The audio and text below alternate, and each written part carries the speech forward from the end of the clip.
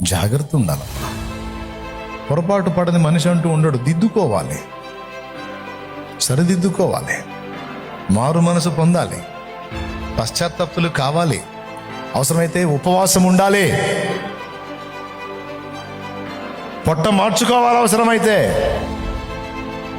మార్చుకొని ఈ దరిద్రం నా దగ్గర ఉంది నాయన, ఈ చండాలం నా దగ్గర ఉంది నాయన, తీసేయి.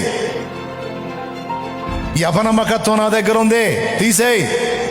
ఈ లోభి బుద్ధి, ఈ ప్రలోభించే బుద్ధి, ఈ చీదర మనస్సు తీసేయి. నీ ఆశీర్వాదం నా మీదికి రాకుండా శాపం నన్ను వెంటాడటానికి ఈ దరిద్రాలే కారణం. నాకొద్దు.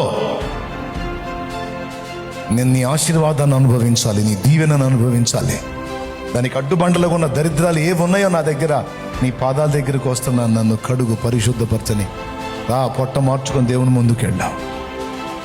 మారు మనసు పొంది దిద్దుకో. అప్పుడు నిజముగా దీవించబడతా.